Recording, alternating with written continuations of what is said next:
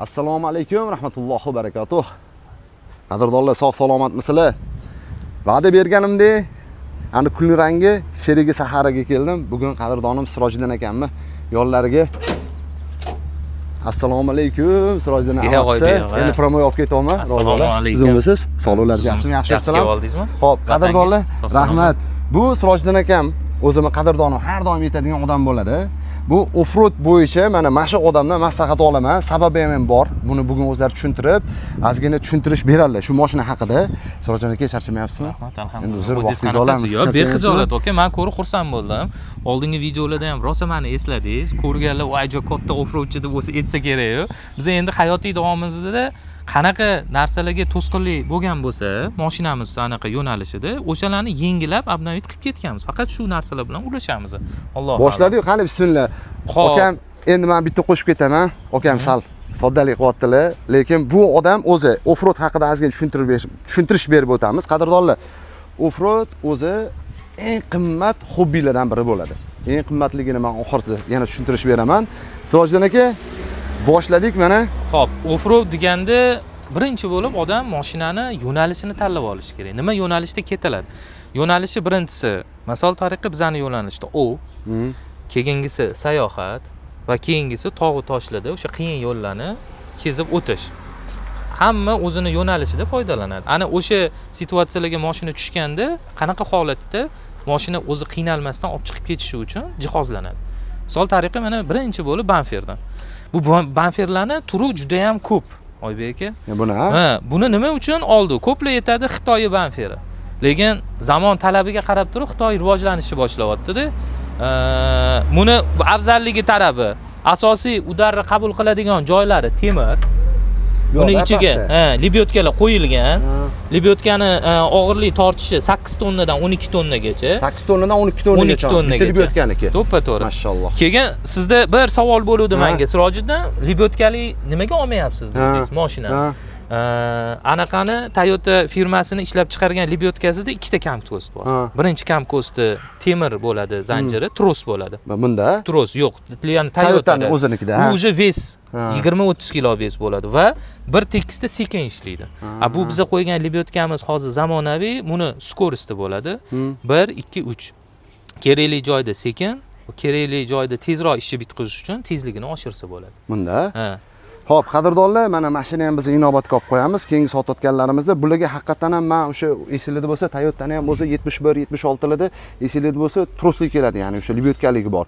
O'shanda kerak emas. Men boshqasini qo'yamiz Oybek aka deganlarda, mana endi tushundim. Bu aka iplida endi bizani o'zbekcha tilida sintetический arqon deyiladi.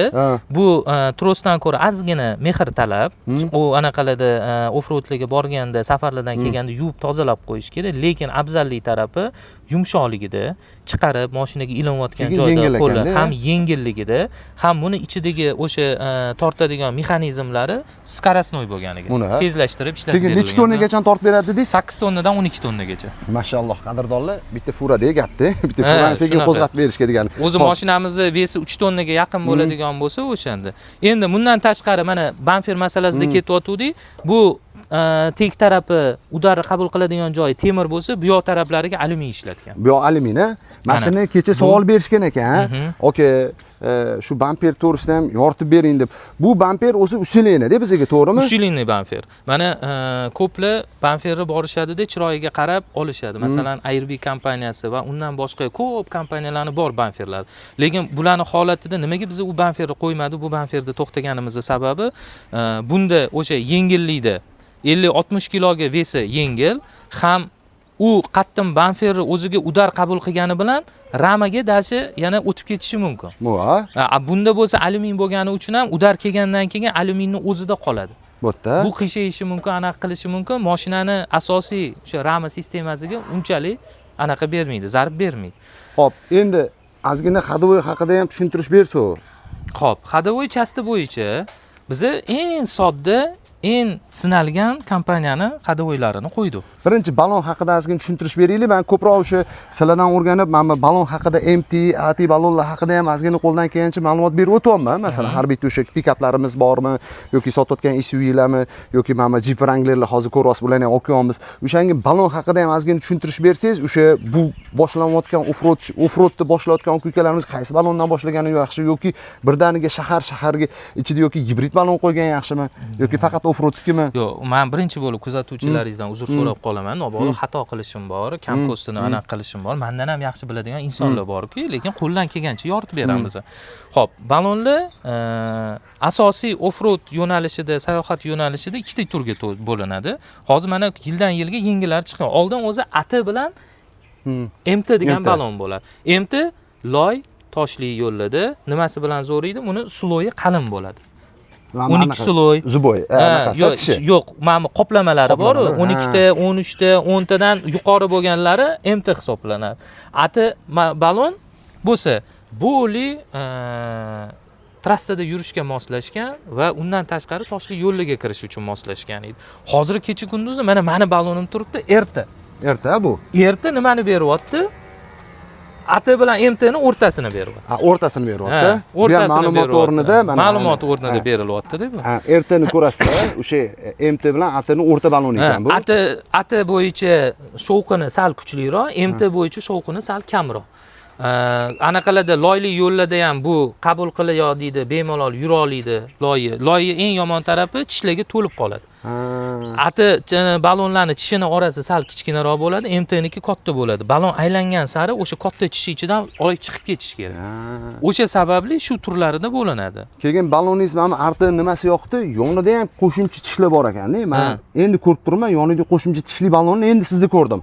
Shunaqa, yo'q, bunaqa narsa ko'p hozir nidorojniklarda chiqyapti yonida tish. Bu bokovoy zateplarni ushlash uchun, keyin toshliga kirgandan keyin asosiy yirtiladigan moment bokovoy bo'ladi. Bokovoy yumshoq bo'ladi, bu yoqqa sloy beriladi, aniq protektorlari ushlab qolinadi, lekin bokovoy tarafi yirtib. O'shanga hozir mana yangi chiqayotgan balonlarda uje bokovoy taraflariga ham usilение berib ishlatishyapti. Bu mashinamizda hozir 35 balon turibdi. Bunda. 315 mana ma'mitida yozib qo'ygan 315, 75, 16R diskaga tushgan balonlarimiz normasiga qo'yiladigan bo'lsa 35, 34,5 aniqroq bo'ladi, hisoblanadi. Endi bitta hadovoy haqida ham ma'lumot bersangiz, mana siz o'zi mukammallashtirdingiz, kul rangi sizdan ko'rib olamiz biz. Xo'p, qadrdonlar, kul rangi mana Sirojiddin akam shular bo'ladi. Men iltimos qilaman, har doim 76 kimga sotsa, o'zi bu odam band. O'zi millionta ishi bor. Lekin men o'zim erkalik qilaman, o'zlari qiziqarli hobbi, u ishlarni qilib bering, ishqibozchilikka. Sababi biz ham bilasizlar, har bitta mashinani sotayotganimizda maslahat olib sotamiz, lekin qaysidir qismigacha bizning qo'limizdan keladi. Qolganida o'sha aytamizki, to'xtang, o'zimiz ukalarimizni iltimos qilamiz.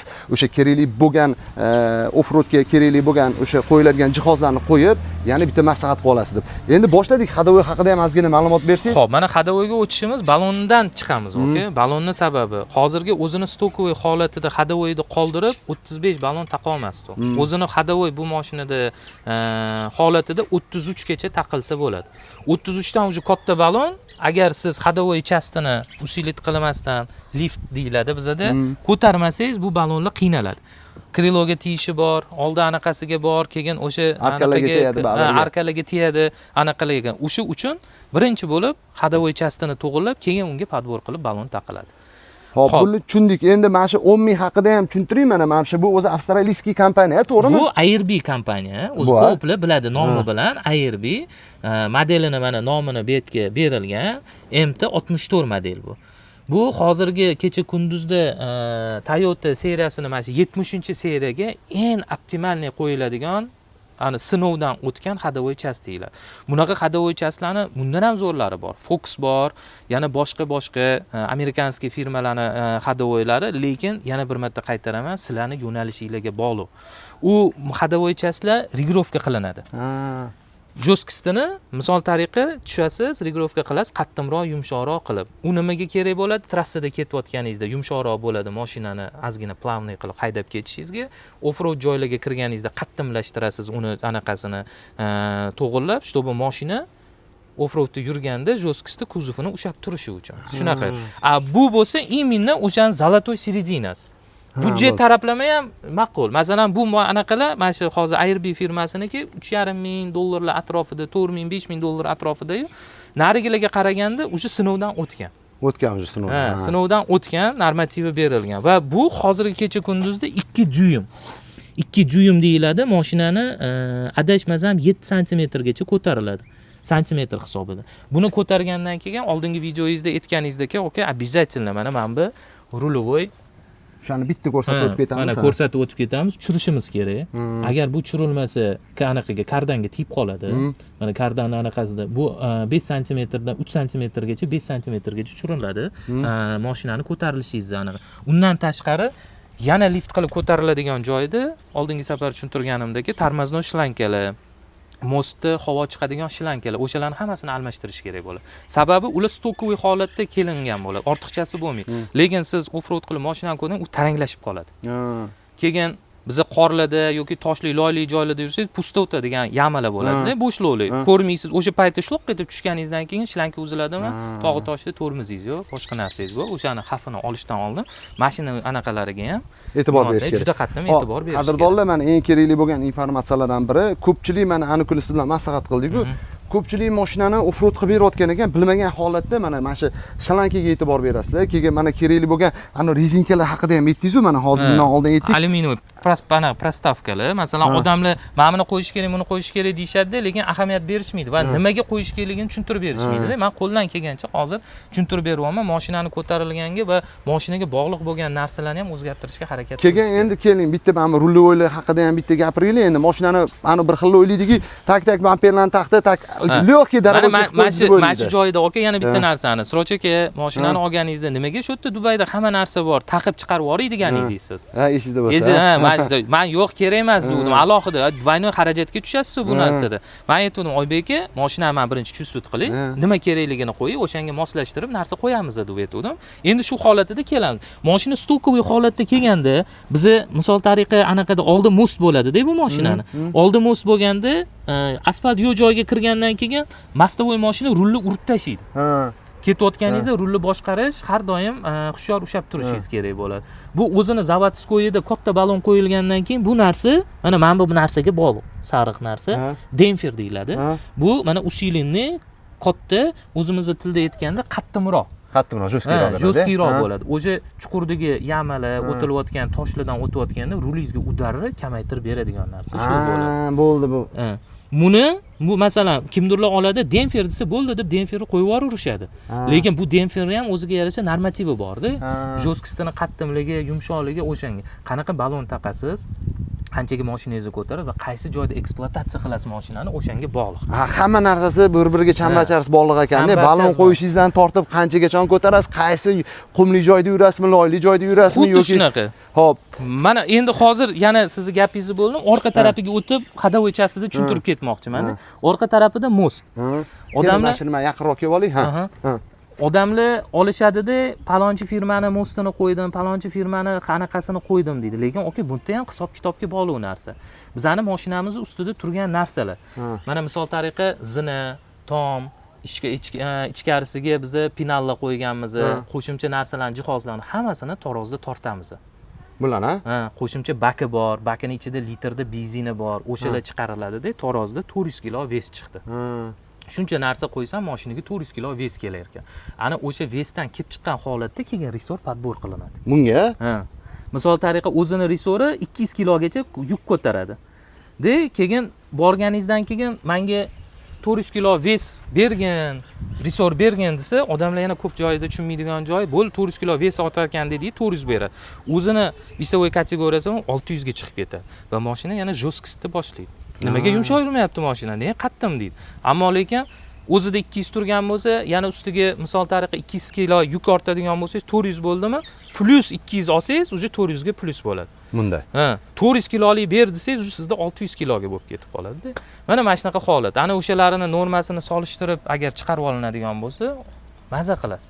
Keyin mana bu shkop to'g'risida ham so'rashyapti-da, nima u vazifani bajaradi deb 2-3 ta aka-ukalarimiz yoshgan ekan. Men aytdimki, to'xtab tur. Borganda men endi o'zim qo'ldan kelgancha tushuntirdim. Mana siz bizga baribir ma'lumot berasiz. Endi qiziq joylardan biri. Buni o'zi tushundinglar, o'sha pikniklarga, ofroadga chiqqanlarda hozir bitta ko'rsatib beramiz. Ani shoshilib oldingmi, ani kun rangi. Borganda o'zingiz olib kelaman dedim-da, keling. Bundoq ko'tarib qo'yamiz, ana bismillah.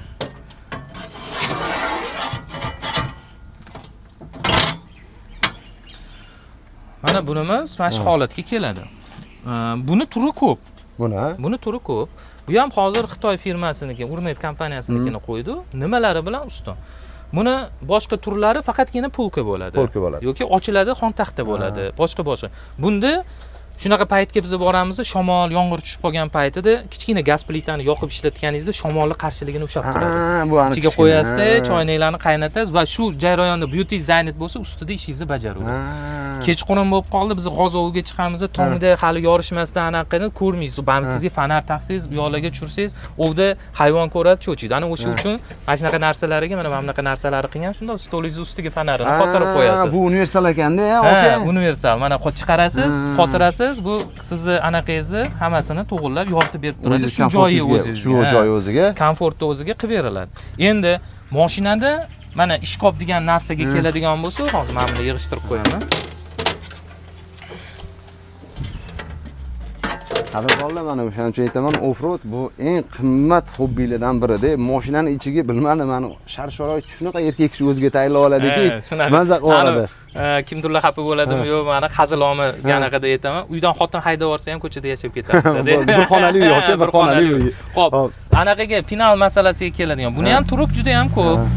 Kimdirlar brend xolasa Airb qo'yadi, kimdirlar xolasa boshqa firmanikini qo'yadi. Kачествоsi, narx-navosiga kelib chiqqan holatda tanlab qo'yilaveradi. Buni funksiyasi nima? Hamma mayda-chuyda ashqal-dashqal narsangiz mana mashina ichida turadi. Mashinada biz safarga ketganimizda, o'g'ga ketganimizda narsalarni qo'ygandan keyin bitta plashatkada bo'lsa topa olmay qolamiz. Bu yerda bo'lsa qulaylik, mana bu yoq tarafni ochdik. Nima bor bu yerda? Lapatka bor. Bilamiz, shu tortmada lapatka turibdi. Mana bu yerda gaz ballonlarimiz bor. Bu yoqda mana nasoslarimizni anaqa qiladigan shlankalari bor. O'tin yoqish uchun cho'plan, kerakli narsa jihozlarimiz bor. Endi shu holat mana bu yerda yoyilayotganda buni topa olamiz. Bu mana birinchi etapda bu anaqa qulaylikni yaratib beradigan narsa. Ikkinchisi buni usti ochilishi. Buni ustiga nima ketadi? Buni ustiga xolodilnik qo'yiladi. Xolodilnik qo'yganingizdan keyin buni ichidan ochib ola olmaysiz. O'sha uchun xolodilnik ishkop bilan bu yoqqa tortib chiqariladi. Mana bu holatida turib ichidagi narsalarni olib ishlatasiz, yopasiz, xolodilnikni yana joyiga qo'yib qo'yasiz. Lekin okim bitta odam shunday agar kichkina bir odam bo'lsa, quloq ursa ham bo'lar ekan tepasida. Bundoq chursa, bu yerda men ikkita o'g'lim bilan bemalol yotaman. Hozir ko'rsataman. Xolodilnikni mana bu anaqalariga zaryadka portlarini chiqarib qo'yganmiz. Mashina bu yoqdan oladi, zaryadkalari hammasi bu yoqqa ustanovlanadi. Bu yoq tarafi ham xuddi shunaqa, usti ham chiqadi. Buni ichida mana oshxonamiz, anaqamiz, fanarlarimiz, o'sha nimaiki narsa bo'lsa hammasi shu yerda tayyor turadi. Uyga borib olib chiqib ortib yurmaymiz. Bo'ldi, aka. Hamma narsasi kerak bo'lgan, hamma narsa shu yerda. Keyin mana bu nima vazifani bajaradi, aka? Bu yechilsa stol bo'ladi, tashqarida o'tirganingiz oyoqlari bor. Yechilgan. Bo'lmasa mana mana shu tepa holatda bu ham polka. Nima bo'ladi? Biz endi o'g'ga borganda it ortamiz, mashinaga bir loy bo'lgan, kir bo'lgan narsalarni qo'ysangiz, yeydigan narsangiz bo'ladi-da. Pokiza turishi uchun tepaga olib qo'yamiz. Itingizni ham ko'rsangiz, zo'r ekan itingiz. It endi ichkarida uni ko'rsangiz. Qadrdonlar itlari ham bor ekan, axotiga chiqadigan, особый it ekan u. Faqat o'sha o'ljani topib keladigan ekan, o'ljani qattaligini aytadigan o'zlari yoqadi mana hozir. Unisini ham ko'rsatamiz. Mana bu yoq tarafdan olsangiz, bu yoqni bitta tarafini ochib ko'rsatdim. Mana. U yoq tarafi ham yotadi. Lekin yotadi, uni ustida o'zini anaqasi nadumnoy matrasi bor. Mana shu holatda 1.90, bunaqasiga 1.40. Bunaqa bu yog'iga 1.40, bo'yiga 1.90. Bunaqasiga 1.40. 3 kishi yosh bolam bilan bemalol, atak o'zi 2 kishi bemalol yotadi mashina ichida. O'g'ga borganimda ko'pincha bojam bilan ketaman-ku. Boja bilan joylashib ketamiz deydi qo'lga. Ana bojalari bor. Hirt shinamanda bunaqa odamlar kam bo'ladi. Juda ham kam bo'ladi. Mana shu bojalariga ham assalomu alaykum brat, sizga balo aytib turamiz ham. Uni izoh bo'lsin. Xo'p, endi yana tushuntirib o'tadigan narsa. Ko'plar savol berdi menga ham. Siz endi sizni anaqangizda nima uchun bu yon taraflariga mana bu narsalarni qo'ygansiz? Bokslarni qo'ygansiz. Buni foydalanadigan narsasi juda ko'p. Birinchi bo'ladigan holati mana shu krepleniyani o'ziga kanistra, qo'shimcha narsalarni qotirib ketsangiz bo'ladi. Bunga. Defenderlarga o'xshab. Defenderga o'xshab. Undan tashqari buni keyingi qiladigan anaqasi, maqsadi, vazifasi bu polka bo'ladi. Buni ustiga yana narsa qo'yib ishlatsangiz bo'ladi. Bu vahshiy universal ekan-ku, men faqat undan hali davom etyapmiz, davom etyapmiz. Undan tashqari buni ichida avtonomka turadi. Mana mana bu solarkasi, mana bu isitadigan pechkasi. Bu yoqqa chiqib, mana buni ustiga tushadi-da. Buni shilankasi kelib turib, oynadan uy ichkariga kiradi. Qor, qish paytida bilsangiz, mana Baykalga borib keldi. Baykal safariga yo'llarda to'xtab qolishimizga to'g'ri keladi.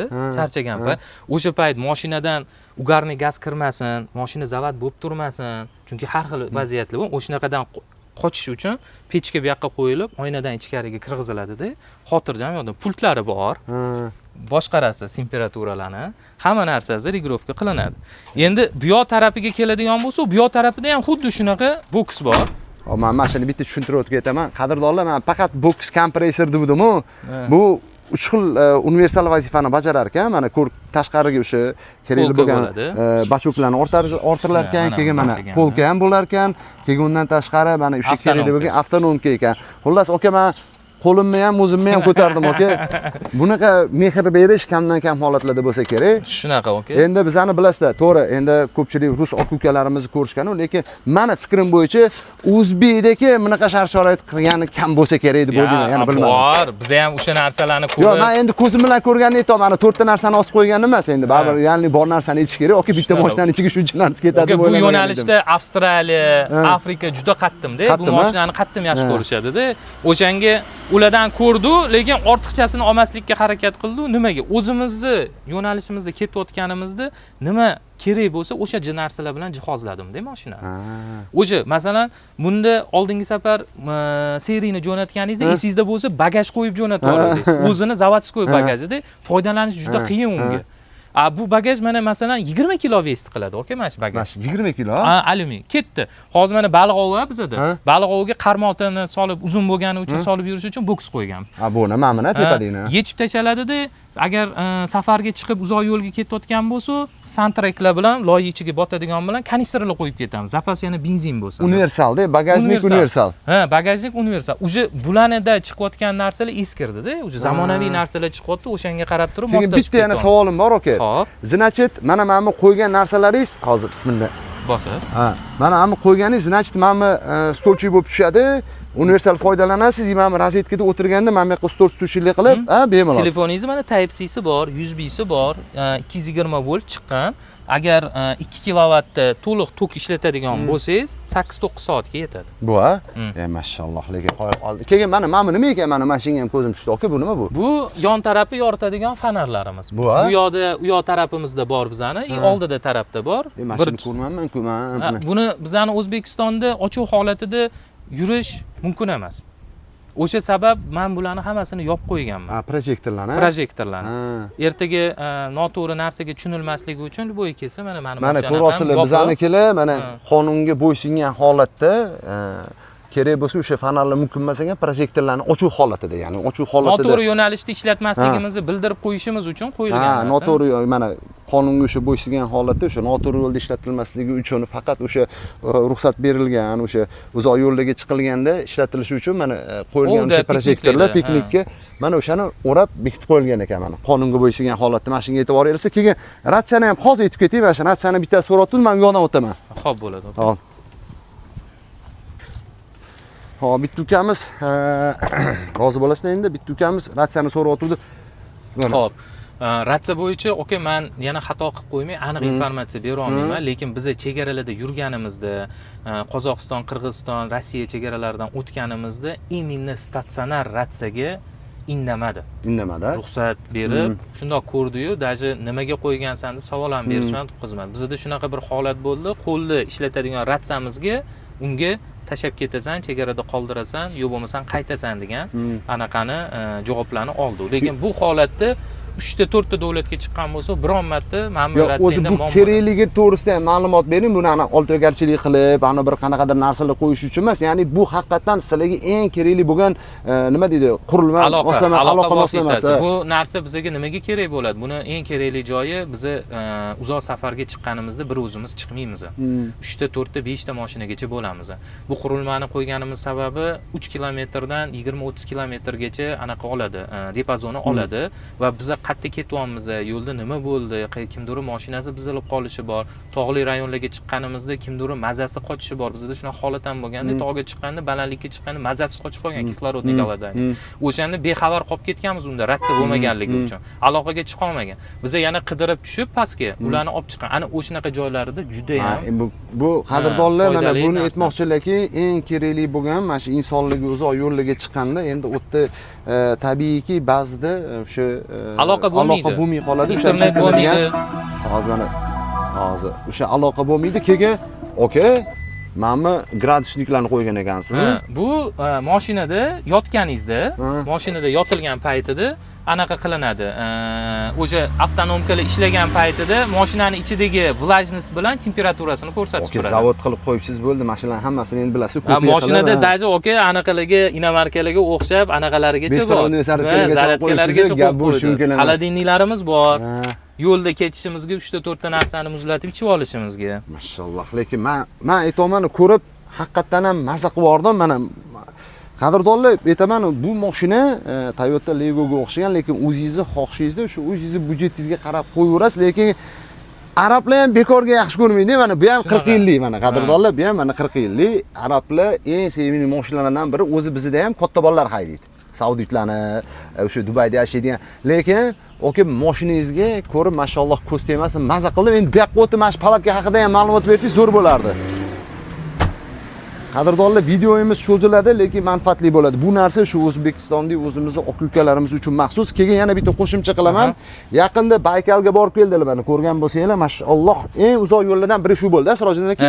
10,000 kilometr, 5,000 bu yoqqa, 5,000 bu yoqqa yurib borib keldi. Mana shu mashinangizni ani buksavat qilib, anaqalarda aylantirib, suvlarni ustida aylantirib, mazza qilgan. Bojani anaqa joyimiz. Mashinada xo'p, palatka masalasida tepaga keladigan bo'lsa, bu ikkita funksiyani bajaradi. Buni bajaradigan funksiyasi birinchisi soya beradi, ikkinchisi xuddi shu narsani komplektuющий narsasi bor, tushiriladi, 2 ga 3 palatka bo'ladi. Bu ham syomniy narsa, sezonda qo'yib, sezonda yechamiz. Bu постоянно mashinada yurmaydi. Mana hozir yoz paytida bu kerak, qish paytida bo'lsa biz buni yechib olib qo'yamiz. Narsamizni. Keyin mana qo'shimcha bu tarafda, halidigimizning ikkinchi tarafi. Mana sizda boshqacha ekan-a? Menda bu yoqda boshqacha. Bizda endi bu yoqda qo'shimchani bu nasos kompressorimiz ulaymiz balonlarni ishirishga. Ko'plar nimaga balon ishirishga nasos deyishadi? Offroadga kirganda, loyli, anaqa muzli joylarga kirganda balonni dami past bo'lishi kerak. O'shanda zatep yaxshi bo'ladi. Yana trassaga chiqqanda shu holatda ketadigan bo'lsangiz, balonni yeb tashlaydi. O'shanga bizning o'zimizning kompressorimiz bo'lishi kerak. Обязательно. Buni o'sha yerda yoqib o'chiradigan включатель va meni mashinamda qo'shimcha pnevma balon bor. O'shani ham bitta ko'rsam, hali ko'zim tushib qoldi, indamadim. Hozir ani kulrang ham kelib qolsa kerak edi. Yo'q, kulrangga qo'ymadi u narsani. Endi bizdagi og'ir narsada yurilmaydi. Pnevma balon nima uchun ishlatiladi? Biz дополнительный bak qo'yganmiz. Bakka o'zi bir 30 kilo va uning ichiga 50 litr yana qo'shimcha benzin quyilsa, общий mashina 180 litr benzin bilan aniq qilinadi. Buni ham tushuntirib ketaman. Balkim sizni kanalingizda ko'rganlar menga bir ikkita savollar berishdi. Nega aka orqani biri to'la katta bakka almashtirmadingiz degan savollar berdi. Zavodskoy bakka qoldirdingiz-da, qo'shimcha bak qo'ydingiz deyishdi. Uni sababi shu bo'ldiki, katta zavodskoy bakka almashtirsangiz, o'zini zavodskoy bakkini almashtirsangiz, benzinni ko'rsatadigan datchik o'zgaradi. Datchik aniq bermaydi, qancha benziningiz qoldi, nima bo'lganini. Biz o'shanga дополнительный bak qo'ydi, u bakka tugagani aniq ko'rsatilgandan keyin buni shunday knopkasi bilan bossangiz, o'tdagi benzin yana asosiy bakka to'ladi-da, siz qancha kilometr yurishingizni, qaysi joygacha yetib borishingizni aniq ko'rsatib beradi. O'sha uchun biz asosiy bakka almashtirmay, qo'shimcha bak qo'ydik. Sababi shu. Endi bitta aka pnevmangizni ko'rsatib o'taman. Aka, men qayerga bordim? Mana Range Rover bo'pti, aka. Xo'p, buni tagida ikkita bu ham avstraliyskiy anaqa pnevma balonlar. Ichiga kirib olamiz endi, mana shu obunachilarimizga yaxshilab ko'rsatish uchun. Mana qadrdonlar pnevma. Aka 50 cent bo'pti-ku, og'a. Pnevmani bizda ikkita yo'nalishi bor, aka, ishlashi. Birinchisi отбойникni yo'lini oladi. mashinalarni o'sha sakrab yoki bu narsa tushganda udari qaytarish uchun. Ikkinchi masalada ishlaydi, hozir mana oddiy bir atmosferaga qo'yib qo'yganimiz pritsep ulanadi.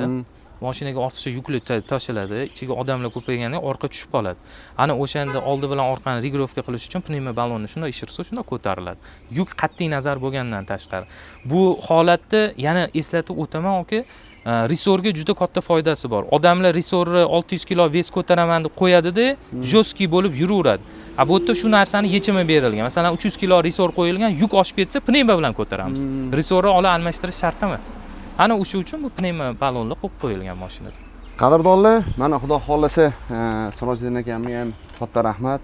Vaqtlarini olib, baraka topsinlar. O'zimizni jaydari bir yaxshi insonlardan iltimos qilib keldik, yo'q demadilar.